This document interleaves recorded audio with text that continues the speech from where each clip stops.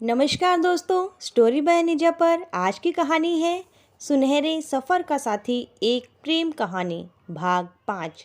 अगर आपने कहानी के शुरू के 4 भाग नहीं देखे हैं तो लिंक आपको डिस्क्रिप्शन बॉक्स में मिल जाएगा, ज़रूर देखिएगा।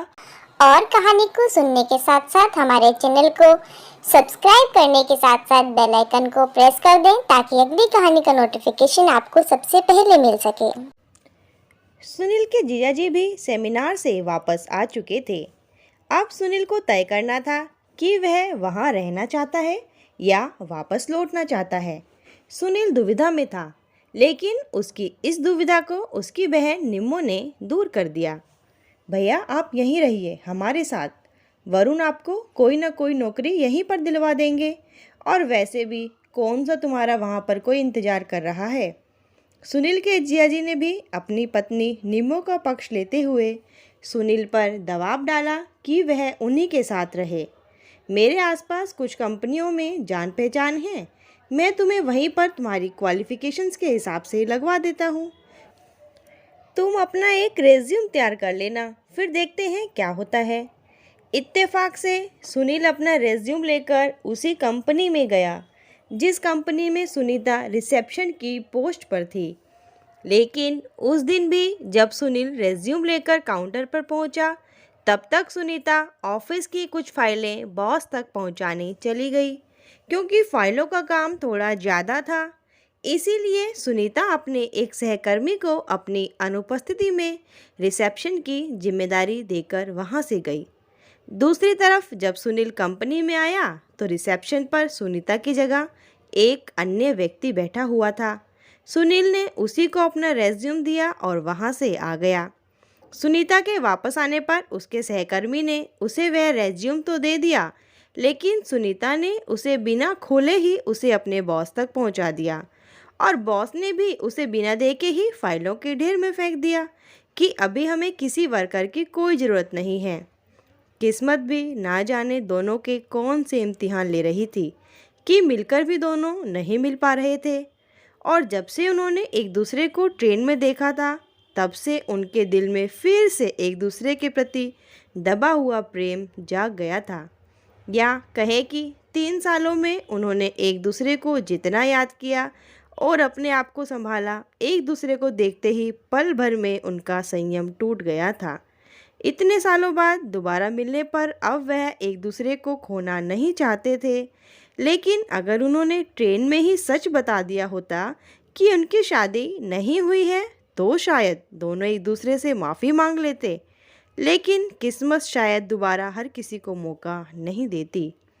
मगर एक बार फिर किस्मत ने उन दोनों को मिलने का मौका दिया। वरुण ने निम्मो को बताया कि आज शाम परम अपनी पत्नी मानसी और उसकी एक दोस्त के साथ हमारे यहाँ खाने पर आ रहा है।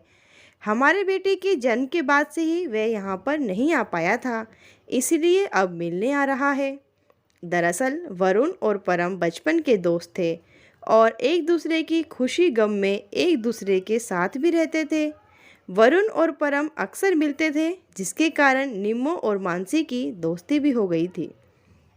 निम्मो को जरा सा भी अनुमान नहीं था कि मानसी की वह दोस्त सुनीता है, वह सुनीता जो उसके भाई को छोड़कर चली गई थी। निम्मो की शादी सुनील और सुनीता के तलाक के बाद हुई थी, इसीलिए उन्होंने अपने भाई की तन्हाई को करीब से देखा था, और शायद वह सुनीता को ही अपने भाई की हालत का जिम्मेदार भी समझती थी। वह उससे नफरत भी करने लगी थी। एक बहन होने के नाते वह केवल एक पक्ष को देख रही थी कि सुनीलता के कारण उसके भाई की ज़िंदगी बर्बाद हुई है, जबकि असली बात तो यही थी कि दोनों ने अपनी ज़िंदगी अपने हाथों से बर्बाद की थी। घर पर मेहमान आने वाले थे, इसीलिए निम्मो सुबह से तैयारी में लगी थी, और इसी काम के चक्कर में सुनील को बार बार बाजार से सामान लाने भी भेज रही थी। और सुनील, वह बेचारा इस बात से अनजान कि जिस सुनीता को वह बाज़ारों में ढूंढता फिर रहा है, वह तो शाम को उसके घर पर ही आने वाली है। निम्मो की तैयारी में उसका साथ दे रहा था। सब तैयारियां हो चुकी थी, मेहमान भी आने ही वाले थे कि निम्मो की ननंद रोशनी के ससुराल से फ़ोन आ गया। उसकी सास की तबीयत अचानक खराब हो गई थी। जिसके कारण रोशनी को तुरंत ही अपने ससुराल जाना पड़ा। वरुण रोशनी को छोड़ने जा ही रहा था कि सुनील ने वरुण से यह कहकर चाबी ले ली कि आपके दोस्त आते ही होंगे, आप उनका ध्यान रखिए, रोशनी दीदी को मैं छोड़कर आ जाऊंगा। सुनील रोशनी को छोड़ने निकला ही था कि सामने से परम की गाड़ी आती हुई दिखाई दी। गाड़ी को देखकर सुनील ने बाइक साइड लगा ली ताकि गाड़ी अंदर जा सके। सुनील ने हेलमेट लगा रखा था, जिसके कारण ना तो सुनीता और ना ही सुनील एक दूसरे को देख पाए। सुनील का बवाल ख़त्म भी नहीं हुआ था कि सामने से सुनीता को निम्मो टकरा गई। जहां निम्मो मुस्कुराकर सबका अभिवादन कर रही थी, वहीं सुनीता को देखते ही उसके चेहरे के भाव बदल गए। उसने किसी के सामने जाहिर तो नहीं किया कि वह सुनीता को जानती है, लेकिन सुनीता के प्रति उसके व्यवहार में रूखापन साफ झलक रहा था। निम्मो ने मानसी से अनजान बनते हुए सुनीता के बारे में पूछा, तो मानसी ने बताया कि यह मेरी दोस्त है और यहाँ पर नौकरी करने आई है। अच्छा, फिर तो 70-80 हज़ार रुपये कमा ही लेती होगी, शक्ल से तो बहुत पढ़ी लिखी लगती है। वैसे सुनीता, तुम्हारे पति क्या काम करते हैं? निम्मो ने सब कुछ जानते हुए भी तीखा सवाल सुनीता से किया, लेकिन सुनीता के जवाब देने से पहले ही मानसी ने यह कहते हुए कि छोड़ो ना, कितने दिनों बाद तो मिले हैं, कहाँ फिजूल की बातों में लग गई, कहकर बात को संभाल लिया। सुनीता ने भी निम्मो से ऐसी कोई बात नहीं करी जिसको सुनकर कोई यह जान सके कि सुनीता और निम्मो एक दूसरे को पहले से जानते हैं।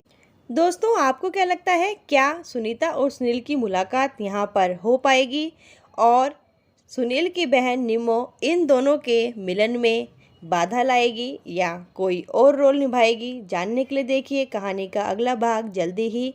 और जाते जाते हमारे चैनल को लाइक, शेयर, सब्सक्राइब करने के साथ बेल आइकन को प्रेस कर दें और हमें कमेंट करके बताएं कि कहानी आपको कैसी लगी।